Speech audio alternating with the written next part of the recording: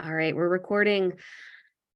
All right, hello and welcome everyone. Thank you for joining us for this 2023 information session for the American Sign Language and Interpreting Program here at the Community College of Baltimore County, CCBC. My name is Rebecca Miner. I am the program coordinator for both the sign language and the interpreting program. Usually my colleague, Ricky Perry, joins me for this info session, but he is sick today, so he is not able to join us. He is one of our deaf teachers. He oversees all of the curriculum for the sign language courses. Just to let you know, if you'd ever take any sign language courses with us here at CCBC, it is always a deaf teacher. So Ricky, and then we have 2 other full-time deaf faculty members and a couple of deaf adjuncts that teach our sign language courses. So it's a bummer that Ricky can't be here today, but I am here to answer your questions, and I hope that you might follow up with Ricky. If you have questions specific to ASL, you can contact him on email or pop into his office hours. All right, so to give you a little bit of overview about the sign language and interpreting program here at CCBC, we have been training interpreters since 1983. This program was the only program in Maryland for quite a long time. We now have another program over at Frederick Community College that also trains interpreters. And we were a part-time evening program for a very, very long time because most of our students that come to us are changing careers. But we do have a handful of young people coming straight in out of high school as well. Prior to the pandemic, we were in the process of building our courses out into an online format following the Quality Matters curriculum, which means that there was some real thought put into the way the courses were built. So when the pandemic hit, we were in a good position that about half of our courses were already ready to go live online. And now here we are coming out of the pandemic. We have 2 tracks available for students. Students can complete both the sign language and the interpreting programs fully online track if you'd like, or you can complete them physically coming to campus at the Catonsville campus in Maryland. It is technically 2 separate programs. We are a community college, so it's 2 two-year degrees. So the first 2 years is the sign language program. That includes your general education credits if you don't already have a college degree. If you already have a college degree, you can transfer those credits in. And so you have your gen eds, and then you also have ASL 1, 2, 3, 4, 5, finger spelling, deaf culture, ASL linguistics, and introduction to interpreting. That is the whole package for the sign language program. Upon completing that and obtaining proficiency in ASL, then you can apply to go into the interpreting program, which is another 2 years. Prerequisites to that interpreting program are proficiency in the language, as well as those 3 classes I mentioned over here on the ASL side: deaf culture, introduction to interpreting, and ASL linguistics. So you can kind of see how students move through both programs. They prerequisite and kind of overlap each other. And then students go 2 years through our interpreting program. I'm going to go ahead and share my PowerPoint. Please, if you have questions, raise your hand, use the little emoji, use the chat. I'm happy to answer any questions you guys have during my presentation. So I'm going to share this one. Can everybody see my PowerPoint? Awesome.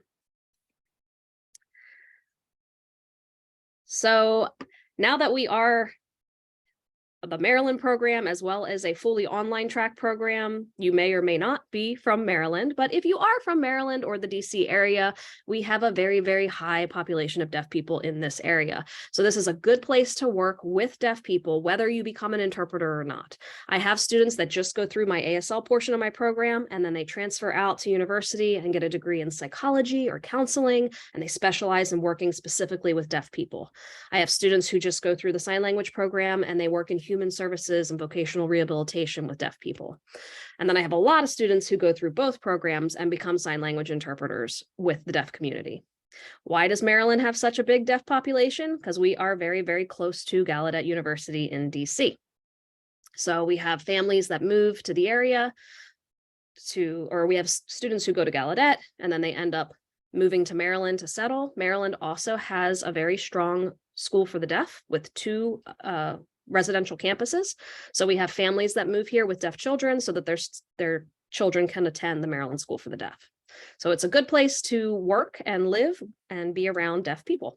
However, wherever you're from, I'm sure if you're interested in sign language, then you have some connection to the deaf community in your area.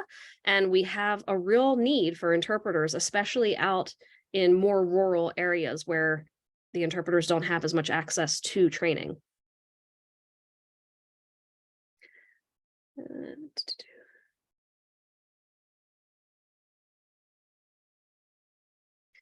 Deaf people work in all types of job settings, and you can find yourself working as an interpreter in any one of these settings, and or you may find yourself working alongside deaf people in any one of these settings. So this is another reason why knowing sign language is great for supporting your career goals. If you're working with deaf people, or if you're interested in becoming an interpreter, it really is the type of profession where you can go where your interests are. For me, before I had children, I worked for Royal Caribbean interpreting on cruise ships. It was amazing. I interpreted for a couple of the performing arts venues in the area. I interpreted for college students because I'm a perpetual student myself, and I thought it was really fascinating to follow this deaf student along his entire master's degree in engineering. So you can learn, you can go in whatever area is interesting to you. You can choose to work where your interests lie. I have a lot of students who come to me and maybe they were nursing majors and that didn't work out, but they want to become interpreters and they want to work specifically in the medical setting. So, like I said, deaf people utilize interpreters in all settings in life. And so as you become an interpreter, you can choose to work in any of these settings. This data is a little old. This is from 2020. I'm gonna have to replace this data, but overall, what we're saying from the Bureau of Labor and Statistics is that the outlook for employment for sign language interpreters is very good. The outlook for translators and interpreters in general is very good, expected to increase at a 24% increase rating, which is much higher than average of other professions. What you will be paid as an interpreter is really dependent on where you live and the type of work that you're doing. When you graduate from an ITP, an interpreter training program, you are then qualified to start working at an entry level. Some states do have licensing requirements for sign language interpreters to be able to work. So if you're not from Maryland, you want to make sure you look into your state's licensing requirements. Here in Maryland, we do not have a licensing requirement. So what typically happens is students will graduate from an interpreter training program and start out working in the field in entry-level positions. The interpreting agencies that manage the contracts for most of the hospitals and government agencies will work with our graduates to help place them in these entry-level jobs. And then you will want to work towards becoming nationally certified. To become a nationally certified interpreter, you must 1, earn a bachelor's degree, and 2, have some experience in the field before taking the National Interpreter Certification exam. That exam is provided by CASLI, which is the Center for American Sign Language Interpreter Institute. Is it I? And you will take that exam to become nationally certified. Once becoming nationally certified, then that opens the door up for you to move into more high-risk settings, more rigorous settings. Most government interpreting positions require that national certification. Interpreting in many hospitals requires that certification, as well as doing legal or any sort of mental health work. Where should you go to learn to be an interpreter? Here at CCBC, of course. We do work with other programs. If you have taken courses from another program, we do work with you to help you transfer in courses to make the two curriculums work together. I have students coming to me who finished a few courses at another college, and we can transfer that in and figure out how to piece together your pathway moving forward with the interpreting program. So step 1 is learning American Sign Language. American Sign Language is a full language, just like any other language, French, Spanish, and it takes time to learn. Sometimes people think that they can take a 6-week course or something short and learn American Sign Language pretty quickly. It's not the case. It does take several years to master the language, just like it would take you several years to master any spoken language. American Sign Language has its own unique grammar system that is different from English. We do offer classes on site and online. We offer 3 modalities. There's the on-site traditional classes. There is fully online asynchronous, which means that you do not have a weekly class meeting. Everything is in an online portal, and you, on your own time, figure out every week logging into that portal, watching the video, videotaping yourself signing, and submitting the work. That's asynchronous online. And then we have remote synchronous online, which is like you see in the picture here and like what we're doing right now. All of our remote synchronous online is taught on Zoom at a specific day and time of the week.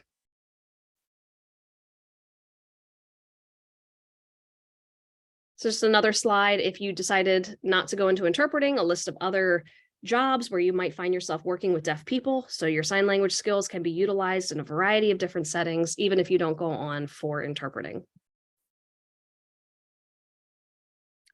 So I often get this question, how is interpreting any different than learning the language?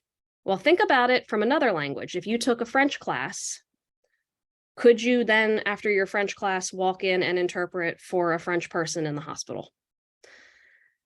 The act of translating between 2 languages simultaneously is a very challenging cognitive task, which is very different than just mastering the language itself.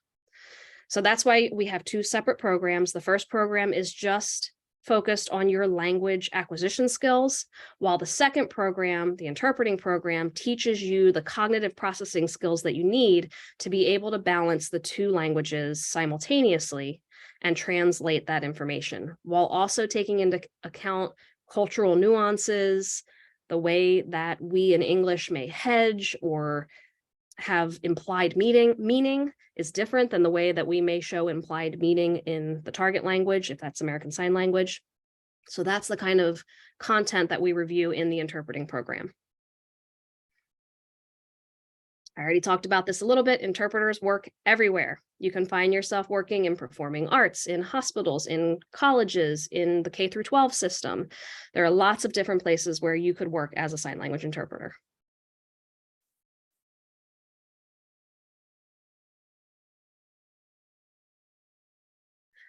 For entry into the interpreting program, as I mentioned before, you are expected to have obtained fluency in ASL. If you're not sure if you're fluent or not, you can come and join one of our deaf teachers to have an ASL screening.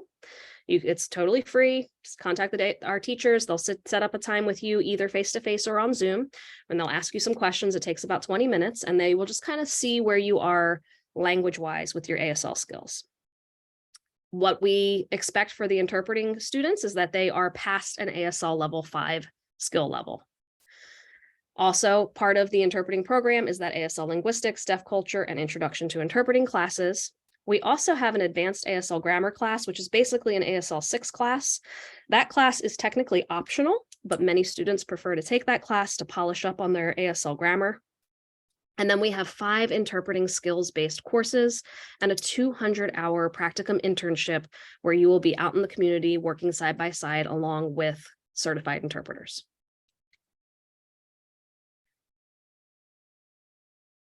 If you are coming to us and you do not already hold a bachelor's degree, if you remember, I said your end goal is going to be to get that national certification, and that national certification requires a bachelor's degree. So we have 3 possible articulation agreements that students in our program can take advantage of, where you would finish both the sign language degree and the interpreting degree here at CCBC, and you would be able to transfer all 90 credits over to one of these 3 universities, all 3 of them fully online as well, and be able to complete your bachelor's degree by taking just an additional 30 credits. So if this is in the cards for you, that you're going to be working towards your bachelor's degree, we want to let you know that we already have a track set up for you and an articulation plan for how you can move forward to get that bachelor's degree.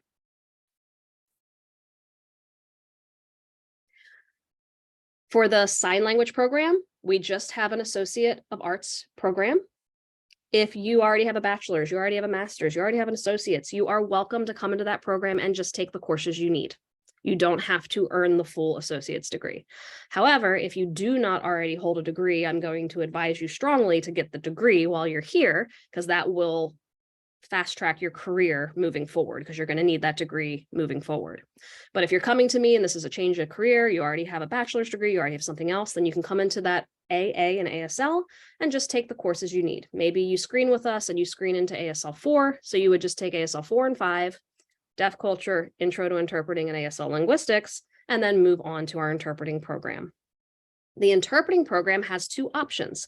We have an Associate of Applied Science, which is all the interpreting courses plus your general education classes, or we have a certificate, and the certificate is just all those interpreting courses, but not the general education classes. That's the only real difference between the two. And we have the two options because we have a lot of folks that come to us changing their career, and they don't particularly need the AAS degree. They don't need all those gen eds, but they do need the certificate to show that they've completed the interpreter training classes. As you see in red here, an ASL PI 2 is required for admittance. So the ASL PI is the ASL Proficiency Interview. It is a test that is given by Gallaudet University. We do require that students in the interpreting program take this test at the end of semester 1. So after that conversational ASL, that ASL level 6 class that I was talking about, you can come into our program and take that class to prep. And then at the end of that semester, you must take the ASL proficiency exam through Gallaudet. On that exam, you can score a 0 through a 5. We require that you score at least a 2 to continue on in our interpreting program. And that's just one more extra check to make sure that your fluency level in the language is ready to start to learn to translate between two languages. That's the mark of any good interpreting program, that there's some sort of benchmark in the beginning to double check that your language skills in your second language are ready. If you are coming to us from out of state, we do have special rates for online out of state students. Check our website for the most updated prices. I believe it's only $1 over out of county. If you are in the state, but outside of Baltimore County, you will be paying out of county tuition for the ASL program because we are not the only place in town where you can learn ASL. You could work on learning ASL at your local college and then transfer into us, or you can come to us for our ASL classes. When you get to the interpreting program, our interpreting program is what's considered a statewide program. There are very few places in the state where you can learn to be an interpreter. So when you get to the interpreting program, you will pay in-county rates no matter where you live in the state of Maryland.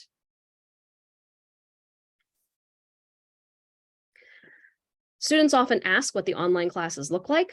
They look a lot like this. The picture here on the left is a program called GoReact. This is an online video lab software that we use for all of our ASL and interpreting classes. Teachers can set up assignments where you can go in, record yourself signing, and then the teacher watches your video and provides feedback either in sign language or typed, or they can speak it, however they want to do the feedback. And the teacher's feedback content time links to what they were watching in your video. So it's a really cool online lab that we use for practicing and doing homework. And then the other photo that I have here is just a screenshot from one of our online ASL classes that was taught on Zoom. So remember, I explained that we have online asynchronous that does not meet. And then we have remote synchronous, which are the courses that have a weekly meeting time, but the meeting takes place on Zoom. And that's what those classes look like. If you are signing up for one of our remote synchronous classes, we strongly recommend that you join the class from a computer, not from a mobile device. It's a good idea to have 2 screens if you possibly can, so that you can see people larger. And it's also really important to try to use a hardwired internet connection as opposed to a Wi-Fi connection, because we're using sign language, the hands are moving quickly on the screen, and if you get any freezing or any blurriness, it can be really hard to see and understand the sign language. There's so much more to say. If you have questions, please contact me. I am happy to send anyone who attended this session our general program information sheet that has a whole bunch more information about our program. We have scholarship funding available for students here in the program. We also have an email subscription that you can sign up for to get updates about upcoming events that our program's doing. We provide on-site and remote events for our students to interact with deaf people. And this spring, we will be doing a blended production with our theater department. Blended production is where we have a play with a deaf and hearing cast. The director of the play is also deaf, so be on the lookout for information about that upcoming show. You can follow us on Facebook, you can sign up for our list server, And if you have any questions, I am here for you. Who has questions for me?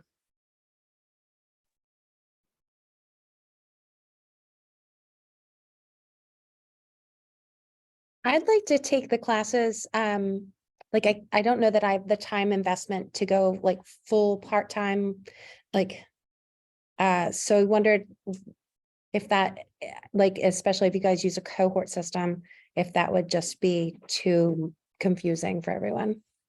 No, not at all. Most of our students attend part-time. Okay, good. So I would work directly with you to make a plan of when you would take which courses.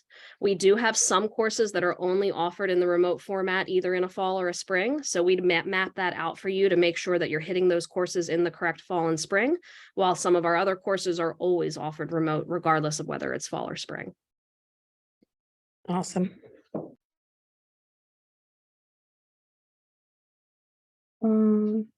Yes, Stephanie. So I'm international students, and I would like to take a full-time course in ASL and interpreting. But before that, I have to take the English course because I'm not a native speaker. So I'm not sure where am I supposed to start at. Right. So our courses do have a college-ready English requirement on them.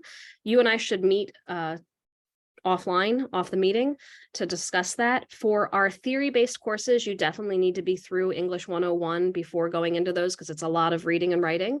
However, for our ASL 1 level class, we might be able to get you in there because it's very light with the reading and writing. It's mostly signing. Another thing that you made me think of, students can attend full-time in either the ASL or the interpreting program if they're taking the general education classes. If you've already finished the general education classes, so if you go through the ASL program and finish the ASL classes and all the general education classes, when you get to the interpreting program, you have to attend part-time because you've already finished all the gen eds, and you would be taking about 2 classes a semester in the interpreting program. So keep that in mind as you are making your plan moving forward, because when you get to the interpreting program, we do have scholarship funding available specifically for our ASL and interpreting students. But if you're in one of those scholarship programs that say you have to be taking 12 credits, once you hit the interpreting program, you're usually taking about 8 credits a semester. Okay. Thank you. Sure.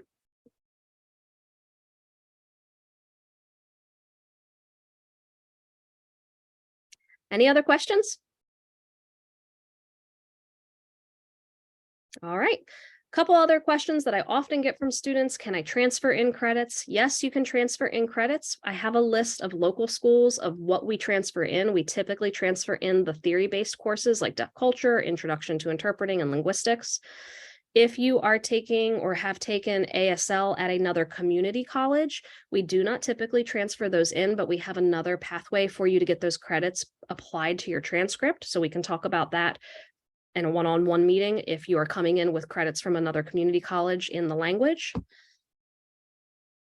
You do not have to complete the entire program in the ASL program if you just need to take a few of the sign language classes to get your skills ready for the interpreting program.